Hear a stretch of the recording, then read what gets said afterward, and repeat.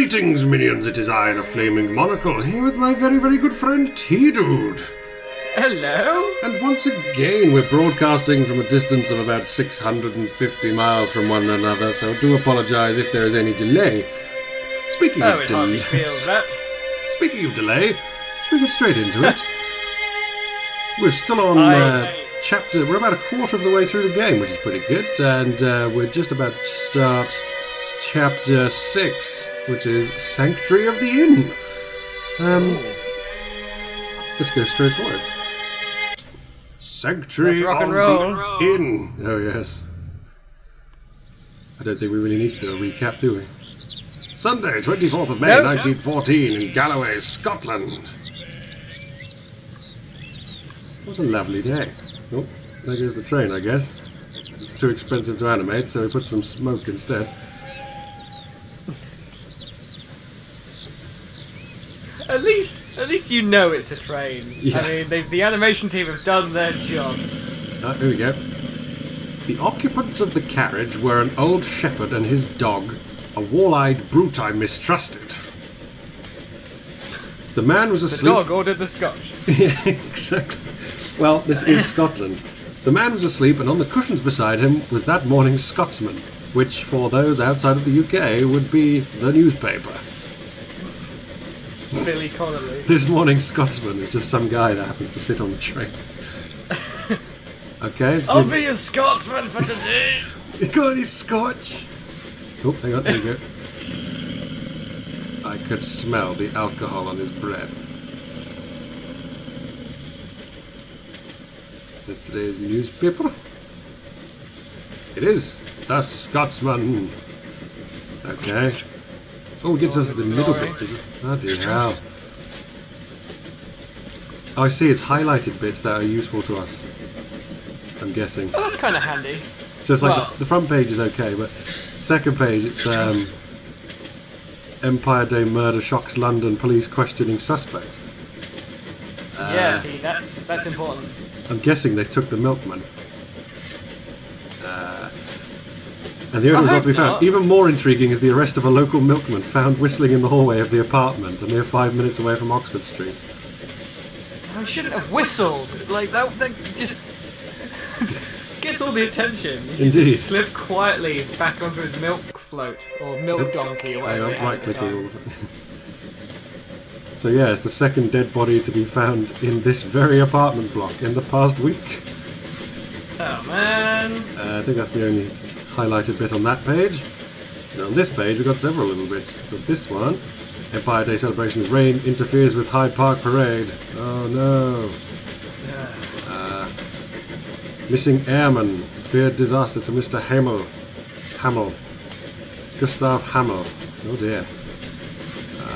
I'm trying to remember there's something very specific about an airplane later on, but I really can't remember. Okay, well that might be a thing for later then. Yeah. Suffragette outrages. King's portrait slashed with an axe. Oh dear. It's got an unwieldy weapon, isn't it? To do that kind of thing. There, I think a woman walking through the academy with an axe isn't going to be questioned. And my axe! Bottom plate killer on the run, thought to be travelling north. Few twists and turns in the case. Well, I'm guessing so. But Scotland Yard Commissioner Mr. McGallifrey was unwilling to elaborate on further details as to whom the murderer might be. We have reason to believe the killer has left London by one of the northern lines. We no longer have reason to suspect that the milkman is our murderer or has any connection with the killing of Captain Theophilus Digby. Theodopolopodus. Theophilus. Indeed. Who knows? Well, excellent. Good. Newspaper. Well, it's good that they highlighted those areas. I mean, they could have not, but I guess that's on Scottish hard mode or something. I bet there's like easy mode and then hard whiskey mode. And then real mode, yeah. Jack Daniels mode. We were approaching the station at which I got out yesterday. Oh. Is he getting his past and future tense wrong? Or I don't know. I may have mispronounced the apostrophe D. No, as in, like, I got out of here yesterday and tomorrow at the same time. The potato digging station master had been gingered up to some activity, for the west-going train was waiting to let us pass. From it descended 3 men who were asking him questions. What is your favourite colour? What is your name? Sitting well back in the shadow, I watched them carefully. Oh, Okay, 3 interactive men. time. 3 men. I suppose they were the local police who had been stirred up by Scotland Yard and had traced me as far as this one-horse siding. One of them had a book and took down notes. Station staff. The old potato digger seemed to have turned peevish. The child who had collected my ticket was talking volubly. Childish nonsense. All the party looked out across the moor where the white road departed. I hoped they were going to take up my tracks there. Intriguing.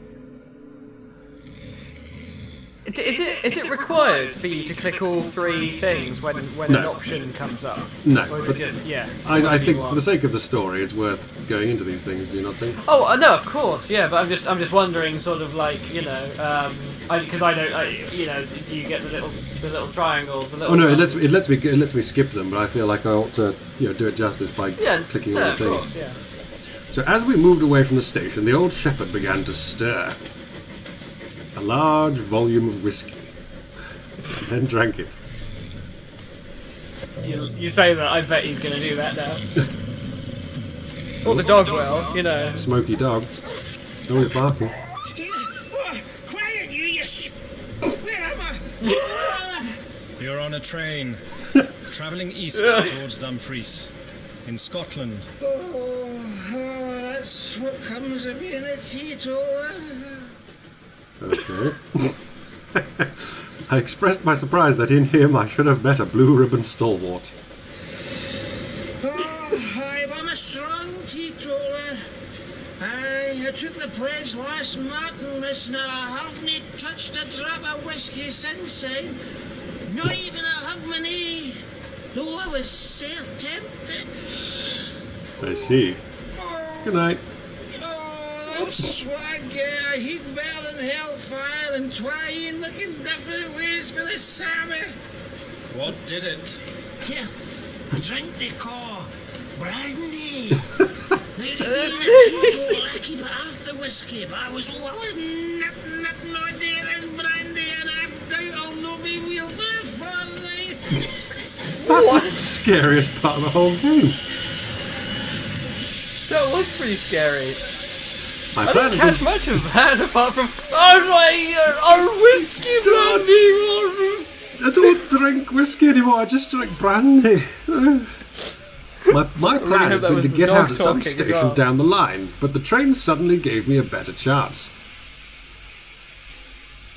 I looked out and saw that every carriage window was closed, and no human figure appeared in the landscape. Open the door. Oh, it's going to make me do one of those Then- slow time events, maybe. No. So I dropped quickly from the carriage. It would have been alright for from the that. dumb mental. It would have been alright, but for that infernal dog.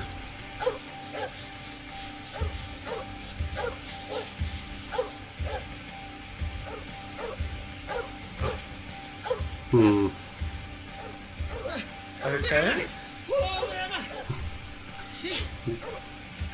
He's jumped. He's jumped to his death. I can still hear him. I could not have made a more public departure if I'd left with a bugler and a brass band. Happily, the drunken shepherd provided a diversion. He and his dog, which was attached by a rope to his waist, suddenly cascaded out of the carriage.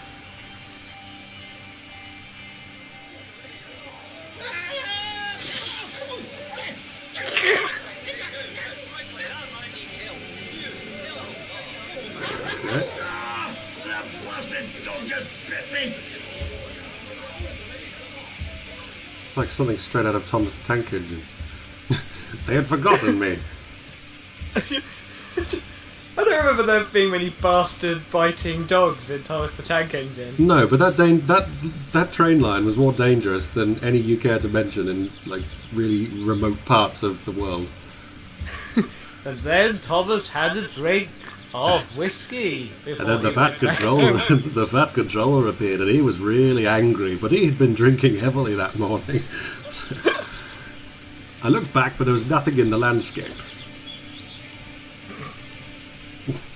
For the first time, I felt the terror of the hunted on me. It was not the police that I thought of, but the other folk who knew that I knew Scudder's secret and dared not let me live.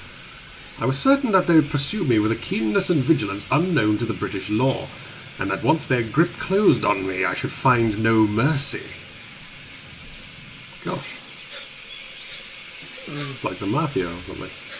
The mood did not leave me until I'd reached the rim of mountain and flung myself panting on a ridge high above the young waters of the river. He goes from saying, I didn't see anything, and then he goes, the trees and the hills are alive with the sound of awesomeness, and everything is painted and amazing and gorgeous, and look at that. I mean, this is a pretty good view. The hills are alive with the sound of Scotsmen and dogs. Bastard dogs. With the sound of bastard Scotsmen shouting. With the sound of whiskey. I have eyes like a hawk, but I could see nothing moving in the whole countryside. Then I looked. He's got to stop talking about how there's nothing in the countryside. Exactly. Then I looked into the blue May sky, and there I saw that which set my pulses racing. Oh, a really bad frame rate aeroplane. I was certain as if I'd been told that. Not just a lag. Exactly. I was certain as if I'd been told that that aeroplane was looking for me, and that it did not belong to the police. These heather hills were no sort of cover if my enemies were in the sky, and I must find a different kind of sanctuary. Collected monoplane. I wonder where I've put that. Is that collected monoplane? I kept onwards. Oh. Through hill and dale, and about 6 in the evening I came out of the moorland.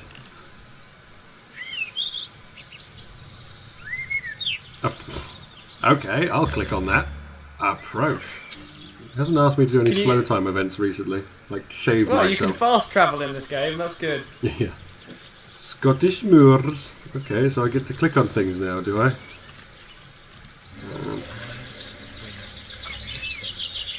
Oh. There's a ghost on the bridge.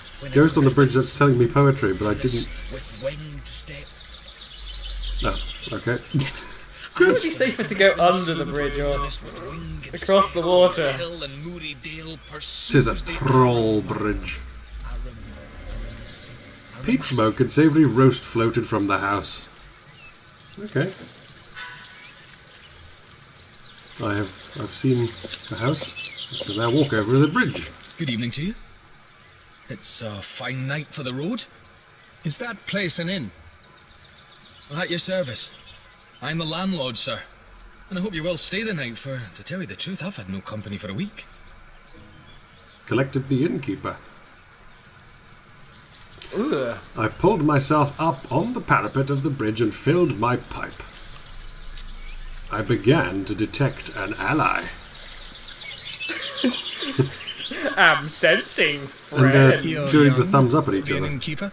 My father died a year ago and left me the business. I lived there with my grandmother.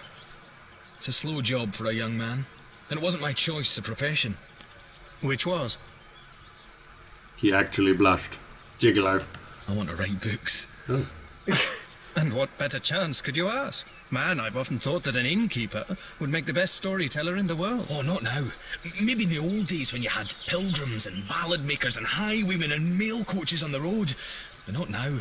Nothing comes here but motor cars full of fat women who stop for lunch and a fisherman or two in the spring and the shooting tenants in August. There's not much material to be got out of that. Yeah, seriously. I want to be a podcaster. I want to do YouTube videos. Write things like Kipling and Conrad. But the most I've done yet is to get some verses printed in Chambers' Journal. Still, that's pretty good. I looked at the inn standing golden in the sunset against the brown hills, and I thought I'd make a good poet. I've knocked a bit about the world, and I wouldn't despise such a hermitage. Do you think that adventure is only found in the tropics or among gentry in red shirts? Maybe you're rubbing shoulders with it at this moment. That's what Kipling says. Brother romance and all unseen. He does write exceedingly bromance good brought poetry. up the 915. Yes. But here's a true tale for you then. And a month from now, you can make a novel out of it. Ew. And then a young adult trilogy, if you want. And then a film where the third part is split into two. A story of epic proportions. I get to put that crazy voice on again.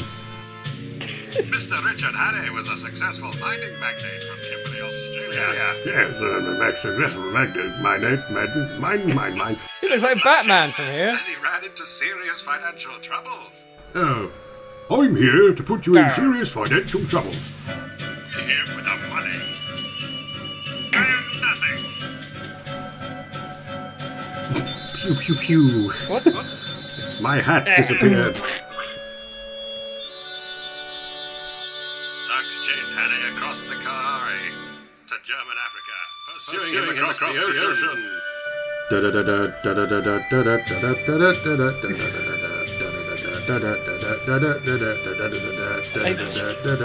Wow. Wow, that's a roundabout route. Oh, and then train. Well, you have to follow the shipping routes, etc., don't you? And the sharks and the whirlpools. Blimey, he's... And I boarded the Titanic! Hurrah! Where it promptly sank. The end. That water's a bit high. Curses! Runs away. Oh, they're back again! What? Such exposition. He got away and fled to London. He jumped inside his magic hat. Boop, boop, boop, boop. But they tracked him down. Again? Ding dong. dear. Oh, bother. My hat. Just ripped off his head. He must go through a lot of hats. They'd killed his friend and were chasing Hannay yet. And they all lived happily ever after. Everyone had lots of hats in those days, didn't they? I think the milliners were kept very busy. You're looking for adventure? Oh, yeah. Well, you found it here. The devils are after me and the police are after them. It's a race that I mean to win. By God! It's all pure Rider Haggard and Conan Doyle. You believe me? Of course I do. I believe everything out of the common. The only thing to distrust is the normal. Agreed. He was very young, but he was the man for my money. I think they're off my track for the moment, but I must lie close for a couple of days. Can you take me in? He caught my elbow in his eagerness and drew me towards the house. As I wafted towards the house. The house was on fire. As I entered the inn porch, I heard from far off the beat of an engine.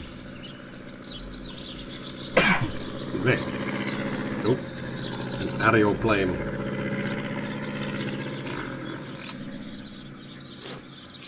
What a jolly room. Beware. He gave me a room at the back of the house with a fine outlook over the plateau.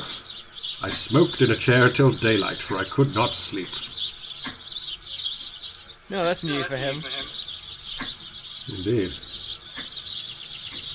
I could not sleep a wink. The next morning, I wanted some time to myself, so I invented a job for him. He had a motor bicycle, and I sent him off next morning for the daily paper, which usually arrived with the post in the late afternoon. I told him to keep his eyes skinned and make note of any strange figures he saw, keeping a special sharp lookout for motors and aeroplanes. Then I sat down in real earnest to Scudder's notebook in a slanty room. Seriously, this room is weird. Oh, there's 3 things to find. Well, obviously this is one. Braid Duncan Another Massive Alden newspaper. I know bip, bip, some of these words are real. We'll come play in the Cruton Bay Tournament. Okay, cool. Portland Place Murderer in Scotland. Okay. Okay. Fair enough. And what's this? Oh, suffragettes again. Women before the magistrate. Gosh. Well, I hope you guys will... Suffragettes. They're always doing something, those suffragettes. Well- Always in the papers. For all the right reasons again, Mr. T-Dude's that. No, I know. They're just always there. The Albanian Revolt. Rebels release prisoners. Okay. Fair enough. So, that's it, I guess. There's not much you need to read from newspapers anyway. There's a few important things, but that's about it. Karolides, the Greek premier. The state of the Balkans has become the most vexing issue on the international stage. I can tell you why this game is rated as many, many hours of gameplay, because I tell you what, if you do end up reading all of this stuff, then I salute you. But I'm hoping that the game will tell me the bits that I need to know, rather than just expect me Like to I read said, everything. I think this very much is a it's part literary thing, part sort of museum of the times, specifically for newspapers and maps. So I've seen two things, it says. Oh, there we go. Cupboard. Very cupboardy. Roger's Thesaurus. Okay. So this guy's got a lot of journals. in the pantry. Yeah, very nice indeed. Let's check out the table again. A writing desk. Okay, so this is information collected June to May 1914 and all that. Fine. I'm not going to pretend to even understand that. So I'm guessing that's just showing us the notebook. Good. Same thing. My apologies. Chambers' journal. Dear Mr. Fraser, thank you for sending us your latest poem, A Frozen Heart in Summer Days. We'd be delighted to publish your poem in the January issue of next year. We will return the manuscript once it's been copied by recorded post. Sincerely yours, Edward Lethian, editor, Chambers' Journal. Lucky him. A frozen heart in summer days. Last winter our chests were warm and as homely fires burnt till dawn, for Ian was full in pissing trade, a perfect home for travellers' blades. The spring was pleasant and never life did spring. We cooked up pheasant that my father brought in, but things change as the nun arrived. But things did change as my father died. The place came empty, my thoughts then lost. The passing of life, I owe the eternal cost. Now this summer our chests are cold, the inn is no longer the place of old. My heart is frozen like the eternal look of my father's face as his life was took. But life goes on, I take over the business as my father's son. My dreams will hold through they're never gone. My words have meaning, my father's son. I felt really bad actually for taking the mickey out of that. But that's It became more tragic as you kept reading it. Indeed, like my life. Oh. The hills of home. I was born in the land of Scotland where the heather was turning to brown. I grew in the hills of Scotland, then wanted to leave my town. I'm born in the land of Scotland. Please take me away. Those desolate plains of Scotland are not where I wish to stay. Gosh, he's a pretty good poet. He's a poet and he didn't The mouse know it. ran away with the whiskey. So that's all of the three things I can click. We've earned all of our stars. There's nothing here. We've got all the things. Edward Leviathan. Oh. Okay, what the innkeeper saw, chapter 1. My gosh. Don't make the sound of hammering. Thump the hammer did strike. Thump the hammer pierced his brain again and again and again. The beam above his head cracked as the wind whistled round the small cottage. He heard his mother moving about in the next room. His father would be up at the river already, checking to see if the eggs had hatched. What the... Don't like to write. His words would transport him into different worlds and other lives, but today he was stuck in his room.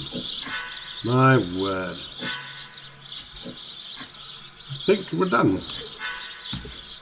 I'll tell you what, I was quite happy to do that little bit of stuff there, just because the guy knows how to write evidently. Ooh, a motor car. I glanced out of the window. There seem to be 2 of them, men in aquascrotums and tweed caps. One was What the hell is that? I don't know what an aquascutum. What's an aquascutums? Aquascutums. Aquascutum. Yeah, you've got a computer. You would look that up. Aquascutum. Aqua, A-Q-U-A, and then scutums, S-C-U-T-U-M-S. Yeah, there's an aquascutum.com and you can get them from John Lewis. Let's have a look. No, thank you. One was slim, the other was sleek. That was the most I could make of my reconnaissance.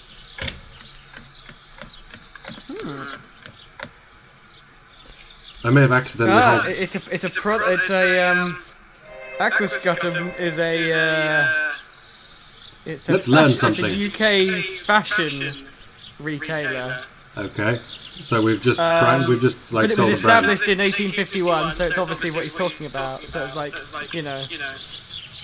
Fair enough. 10 minutes later, the innkeeper slipped into the room, his eyes bright with excitement. His eyes were on fire. He was on fire. Like an angry orc. Looking for you. They're in the dining room having whiskies and sodas. They asked about you and said they'd hoped to meet you here. Oh, and they described you jolly well, down to your boots and shirt. I told them you'd been here last night and gone off on a motor bicycle this morning. And one of the chaps swore like a navvy. Ooh. I mean, they looked like. One was a dark-eyed, thin fellow with bushy eyebrows. The other was always smiling and lisped in his talk. Neither was any kind of foreigner. On this my young friend was positive. I took a bit of paper and wrote words in German as if they were part of a letter. Take this down and say it was found in my bedroom and ask them to return it to me if they overtake me. Okay. Okay, I would love to know what that says. Oh, here we go. Black Stone. Scudder had got onto this, but he could not act for a fortnight. I doubt if I can do any good now, especially as Carolides is uncertain about his plans. But if Mr. T advises, I will do the best I... Okay. I do not advise, fool! Your paper woke them up. The dark fellow went as white as death and cursed like blazes. And a fat one whistled and looked God damn it! They paid for their drinks with half a sovereign and wouldn't wait for change. Now, I'll tell you what I want you to do. Get on your bicycle and go off to Newton Stewart to the chief constable. Describe the 2 men and say you suspect them of having had something to do with the London murder.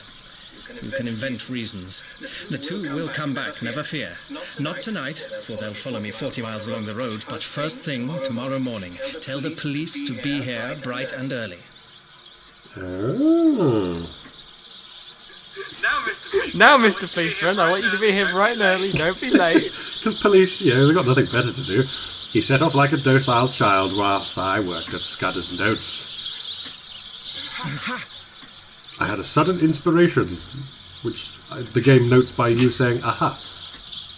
Scudder had said Julia Chichkow was the key to the Carolides business, and it occurred to me to try it on his cipher. It worked. The 5 letters of Julia gave me the position of the vowels. Okay. Shekhnyi gave me the numerals for the principal consonants. I scribbled that scheme on a bit of paper. In half an hour, I was reading with a whitish face and fingers that drummed on the table. Sudden inspiration awarded. Excuse me. Clear my throat. Suddenly, the art style changed. That evening, we dined together out of common decency, and I had to let him pump me for information. I gave him a lot of stuff about lion hunts and the Matabele War, thinking all the while what tame business these were compared to this I was now engaged in. Matabele War must be pretty easy. Yeah, wars are easy, When he went to bed, I sat up. Is he not sleeping at all, this man? Whiskey time? It's like 2 days on the trot.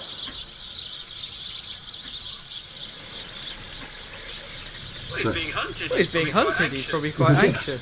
I had finished Scudder's book. I gave it a 4 out of 5. Oh, got an achievement. Look at that. And that's the end of the episode. I think that was quite a long one in comparison, was it not?